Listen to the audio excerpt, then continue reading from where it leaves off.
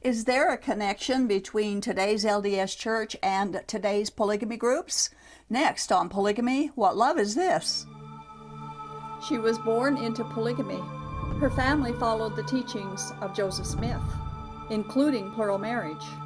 Like many young girls, she had been promised to a man who was her father's age, but she ran away. That girl was me. I was lost. Then Jesus Christ found me. I found real freedom. He is a shield to all who will take refuge in Him.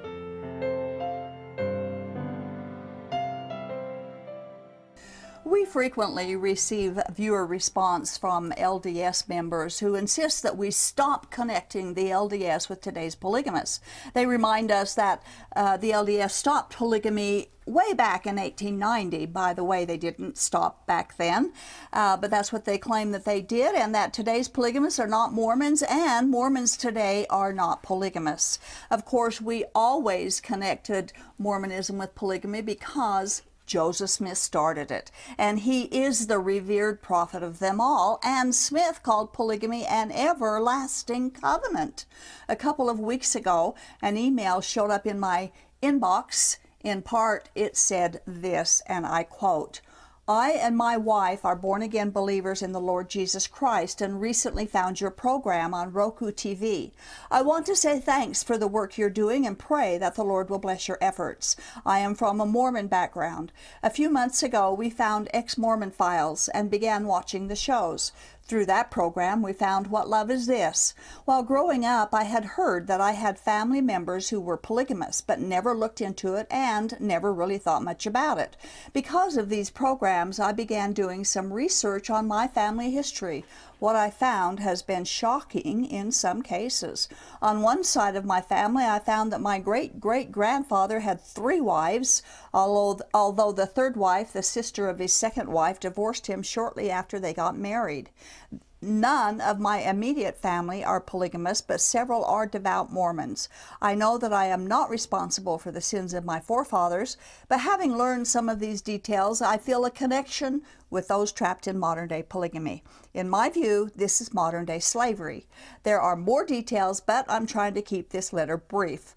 Cordially signed, Russell Johnson." And then he footnoted it with Genesis chapter 2, verse 24, which of course where God brought Adam and Eve together, and the two of them would become one flesh. Well, I was intrigued with this email, and so I got Mr. Johnson on the phone and talked with him for a while and invited him to be a guest on our show and to talk about these things, and he agreed. And so he's here for this show. I'd like to introduce and welcome as our special guest, Russell Johnson. Thank you, Russell, for coming. And Thank you for inviting me. thank you for your email. For the information. We're going to kind of expound on that information from your email during this show. And you know, one of the most intriguing parts of your email was that you made the connection. And you willingly made the connection between Mormon polygamy and today's polygamy groups. Yes. And like I say, that doesn't happen very often. I usually get criticized for making the connection, and you actually willingly made it. Yeah.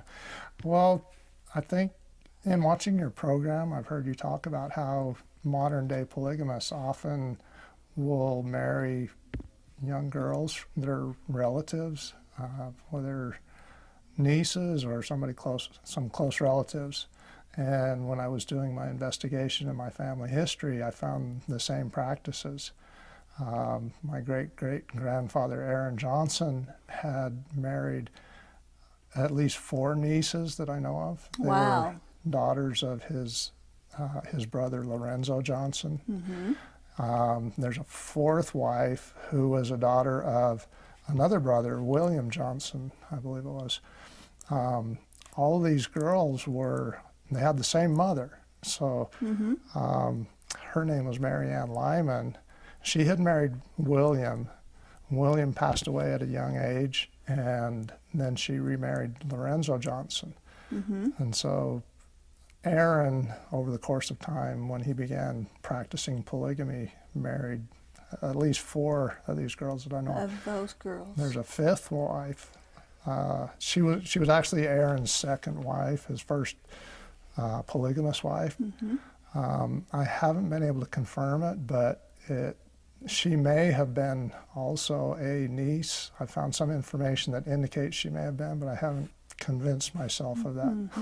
And you know, that's interesting that you should bring that up, because when I do bring up the fact there's so much incest in today's Mormon polygamy groups, and I'll get responses from people who say, oh, well, early Mormon polygamy wasn't like that. It wasn't that awful, and it was. Yeah. It was just as much as, you know, the apple doesn't fall far from the tree, does it? No, it doesn't. So, and we're going to talk more about your ancestors and how you bring that all together as well. But let's go back to you right now. You were a member of the LDS Church. Were you born and raised LDS? No, I was raised in Moab, Utah. My parents were LDS, but they were never very active.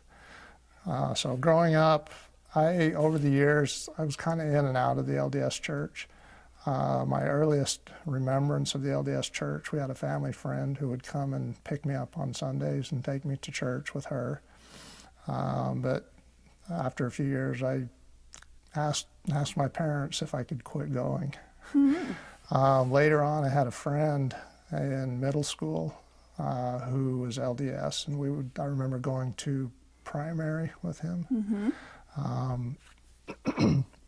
And then when I went off to college, excuse me, when I went to college, I became good friends with a young man from Nevada my freshman year in college.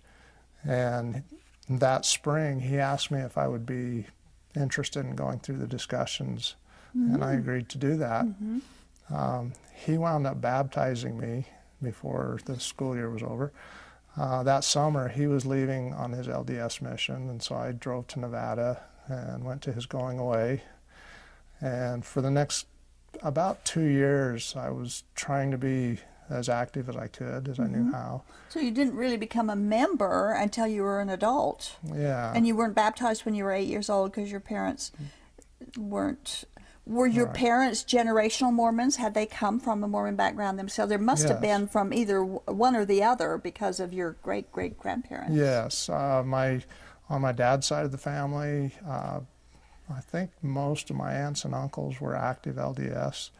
I never really talked to my dad, so I'm not sure. I mean, I talked to him, just not about that. So I'm not really sure why he was not that active. And on my mom's side of the family, my aunts and uncles and my mother were not that active. Going back to previous generations, my great-great-grandfather on that side of the family was also, he practiced polygamy, as the letter said. So I'm not sure what happened along the way there. Cooled down from that. Yeah. What about your marriage? Well, let's go back to when you became a Mormon. How long were you an active Mormon after you were baptized? So I would say it was probably about 2 years that I was active, and I had some questions kind of come up, a couple of incidents. It would have been the second summer after I was baptized. I went home for the summer from school and was working. And one of my high school coaches approached me and said, "Oh, I hear you're going on a mission." And I hadn't talked to anybody about that at that point. So that really bothered me that this rumor was going around. Oh, that's interesting. But I kind of said, okay, that's the way people are. Yeah. Then later that summer, my bishop called me in and just asked me if I had thought about going on a mission. And I told him that I hadn't particularly thought about it, but I didn't really feel worthy. I just felt like I wasn't living up to the standards that I should be. I had also another question along the way that came up in my mind was, I really enjoyed science classes. So in college, I had a genetics class. And of course, in most schools, biology, science and stuff, they talk about evolution and how old the earth is. Well, my genetics instructor was, I knew he was a Mormon bishop, so I asked him, how do you reconcile all the teachings of evolution with the 7 days of creation? And he gave me an answer about how he felt like God had directed evolution or something like that, which I didn't find very satisfying. So anyways, after about 2 years, I basically started drifting away from the church. So you really were not that zealous for Mormonism after you were baptized into it? Not really. It was all I ever really knew of. When I thought of church, I thought of the LDS church and that lifestyle. While you were the 2 years, pretty active in it, did you take any classes about Mormon history? Did you have questions, or were you taught anything about the celestial glory and you had to be a polygamist, or talking about Joseph Smith's polygamy? Did you learn any of that during those 2 years? I don't know that I learned any of that through the church itself. I was aware of Joseph Smith and Brigham Young's, their practice of polygamy. I was aware of that at the time. It was considered a requirement for exaltation. Did you ever wonder why the exaltation requirements would change from then till now? And now? At that time, I didn't really consider it. I didn't think that deeply about it, I guess. Yeah. In reality, my spiritual journey, I guess, at that time I was just kind of drifting along. And I think because the LDS church was all I really knew, that's where I felt like I should go. Yeah, exactly. I understand that. So you didn't learn then that if you went to the celestial glory, in order to go to the celestial glory, you would be required to live polygamy. You didn't learn that either then, huh? I don't know that I learned that. I don't know that I learned that at that time. I know later on I became aware of that. So you kind of drifted away. Tell us, so when you got married, did you find a Mormon woman to marry or not? No. My wife and I were living in the same apartment complex, and we just, through running into each other around the complex, we got to know each other and got married. We were, at the time, attending a very liberal Christian church. Their view of the Bible was that they used the Bible, but they taught us that it had mistakes in it. Well, that would be music to a Mormon's ears, sounds wouldn't it? familiar, doesn't it? Yes. So we went there for a while. And my wife will tell you that she thought I was a born-again Christian, but neither of us were really that spiritually mature. But she was invited by some friends to go to a Christian church, a Bible-believing, Bible-teaching Christian church, and she started to really grow. She finally convinced me to go to church with her. I kind of resisted for a while. And as I went to Calvary Chapel, I kept hearing them teach from the Bible verse by verse. Yeah. And I was hearing a lot of the same words that I heard in the LDS church. And I'm like, I'm hearing the same words, but there's something different. Yeah. There's something yeah. different. Did you notice the difference was in definition? Yeah. It took me a while to kind of catch on to what that difference was, but there's the difference in how they defined the words.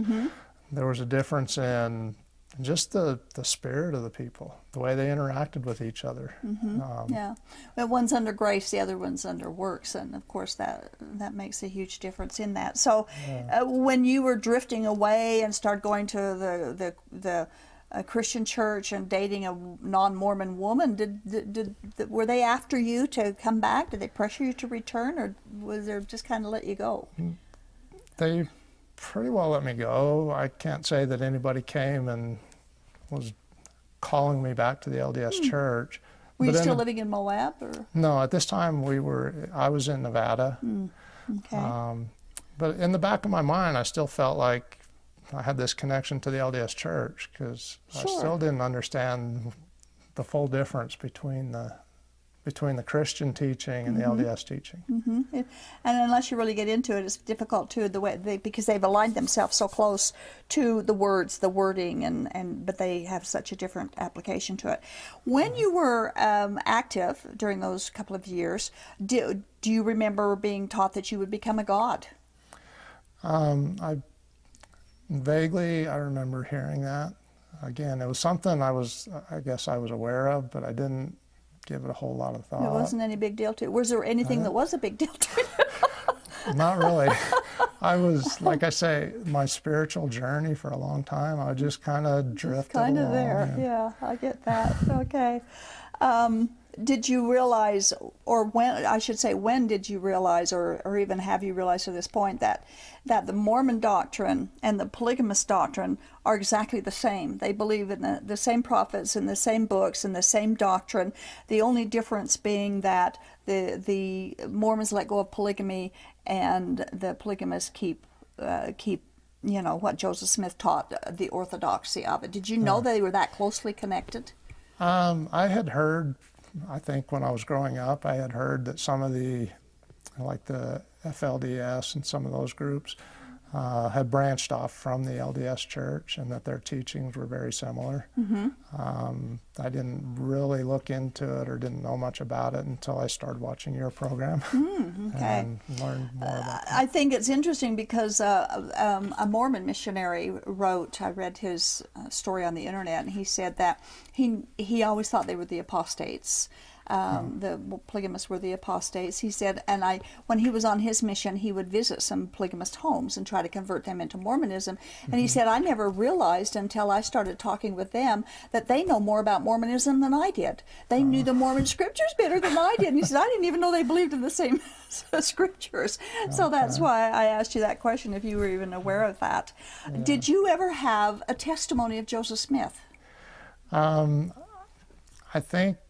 I remember standing up in sacrament meeting one time and bearing my testimony, but I think as much as anything, it was more of a cultural influence. I was doing it because it was kind of expected that everybody does That's that. What you do.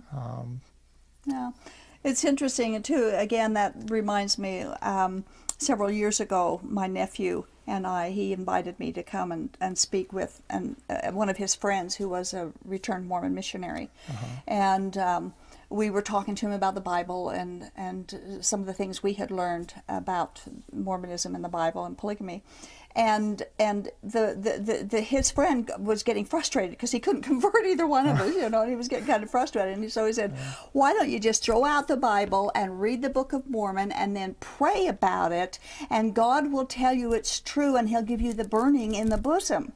And my nephew turned around and said, I was born and raised in the polygamy group, and I read the Book of Mormon, and I got a burning in the bosom then that the polygamy group was true. Which burning in the bosom is true? Yeah. And that was a good question. And I would say when I finished the discussions with the missionaries, I also had that burning in the bosom. But as I read the Bible now, I feel like your heart can deceive you. Truth, yeah, exactly. In fact, Jeremiah tells us that the heart is deceitfully wicked and beyond cure. So they can both be wrong, but they can't both be right. That is true. So when you left, you didn't give up on God altogether, which is wonderful. No. Yeah, and you and your wife are pursuing a different path to God. When did you start getting really excited about your Christian life, about becoming a Christian? I would say starting in about 1998, my wife and I were actually struggling in our marriage. And that's when she was going to the other church with her friends. And when I finally started going to church with her at Calvary Chapel, I felt like the Lord was speaking to my heart, said, just read my word, read the Bible, and I will show you the difference. And so over the course of the next year, I read the Bible. I would come home from work each night and spend upwards of an hour reading the Bible. And on November 24th, 1999, I asked the Lord to be my Lord and Savior. Praise God. Ever since then, it's just been a closer walk with him. I've grown closer to him. It becomes a real adventure. It becomes a joy, and it's not the boring thing that. Well, let's talk a little bit more about your parent, or your back into your heritage, your great grandparents. Okay. Aaron Johnson was one that you brought up, and then you brought up another one. I couldn't find the information. Very much information on your other one, but Aaron Johnson, I found quite a bit of information, and you have some too that you want to share of who he was. He's a close friend of Joseph Smith. Yeah, from what I've read, he was a justice of the peace in Nauvoo at the time that Joseph and Hiram were arrested. He took several statements from people related to the whole. Was it William Law, I believe, the newspaper and the statements that he was making. And I've read some statements that Aaron actually accompanied Joseph and Hiram when they were taken to jail. So they seem to have been on a fairly close, in a close relationship, friendship. Didn't he have the boat? Didn't he row them across the river when he was trying to escape? When Hiram and Joseph were going to escape Nauvoo and go to the Rocky Mountains, they used a boat to row across the river, and the boat was owned by Aaron Johnson. I guess they were later convinced that they should return to Nauvoo. And yeah, which of course they did. So he had a total of 12 wives, I think you said. Yeah, he had 12 wives. He didn't actually I'm trying to remember, his first wife, I think he married her in in the late 1820s. He didn't take his second wife until 1844. It was December of 1844. So that would have been after Joseph Smith had died. Yeah. He was killed. And then following that, he married another wife over a period of several years until 1857. The first wife, she actually died as they were crossing the plains from Nauvoo to Salt Lake. Also, his oldest son, I believe, he died. It was cholera, I believe. They had a cholera epidemic. A lot of outbreaks. And so they both died. So he came west. Did he come west with the Brigham Young's first trip, or was it later? Or do you know? It was later. He came in 1850. He actually led a wagon train across the plains. Wow. It was over 100 wagons. Wow, and he led them, huh? He led them. There was one quote from, I think it was D. Michael Quinn's book, Mormon's Origins of Power, where he said that Aaron Johnson was highly trusted by Brigham Young, and he watched over his wives. Did you know anything about that? I didn't know and that. I don't know why he would need to have his wives watched over. Yeah. You know what that was all about. He didn't give any detail. Okay. No, I was not aware of that. I'm still learning a lot of this stuff. I just a few months ago started looking into this. So yeah. So how many kids did he have? 12 wives. How many children? 12 wives. 57 children. 57 kids. And his first grandchild was born in, I believe it was 1828. Does that sound right? Anyway, I did the math, or kind of checked the dates. No, his first grandchild was only 4 years younger than his second wife when he married her. You know what? That is so not unusual. When you said you made the connection, that is so true in a lot of today's polygamy groups, where sometimes they will even be younger. Yeah. The wives will even be younger than their oldest child or oldest grandchild. That happens. Yeah. So how did that make you feel when you found out that was your heritage? It was kind of a mixture. As I looked into this, I kind of feel almost like a sense of I'm betraying my family heritage. but then as I read into these details, I just feel like if this was happening today, these people would be going to jail. And you would hope. Yeah. Because it is happening today, and That's some of them true. are going to jail. That's true. If it was happening out in the open, as openly, I guess, yeah. I feel like these people would go to jail. But and your grandfather, Aaron Johnson, he's the one that founded Springville, settled it? That's what I've read. When he arrived in Salt Lake in 1850, Brigham Young asked him to lead a smaller group on into Utah Valley, and they settled in the area of Hobble Creek, which later became Springville. He was the first bishop, the first postmaster, and he held several positions of authority throughout that time.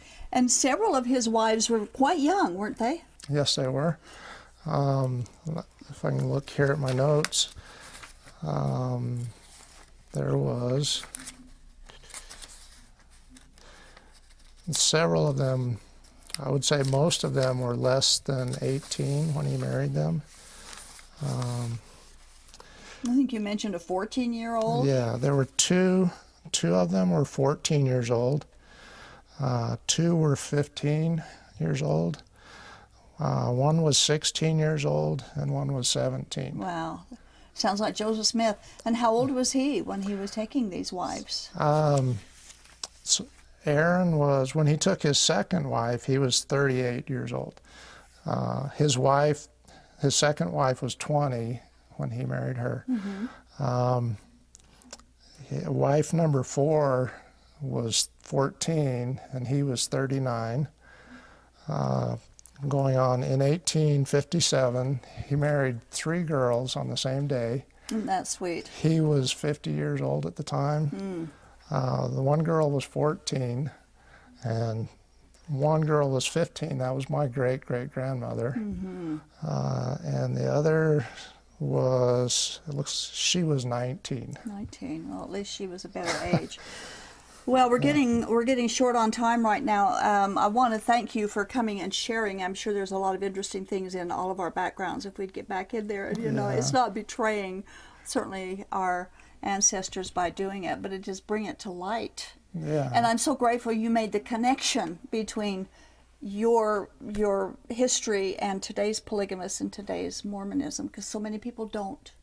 They get so angry at us for making that connection. Thank you for joining us. I really appreciate your time, and we are out of time now, so we appreciate what you've shared with us. You know, whenever we put our trust in human reasoning and human religion, we will be led astray. Mormon and polygamous leaders assure members that they can always trust them because they will never lead them astray. If that's true, why has Mormonism changed so drastically since Joseph Smith? And why are there so many different polygamy groups, each claiming they are God's true church? You know, these religious groups have all led members astray. They can't all be wrong. They can all be wrong, but they cannot all be right. The only person who cannot be wrong, of course, is Jesus Christ. And whether or not his name is on your church isn't the point. The question is Jesus residing in your heart? Colossians 1:27 tells us our only hope of glory is if you can answer yes to that question, not if you have a testimony of Joseph Smith. Thank you for watching.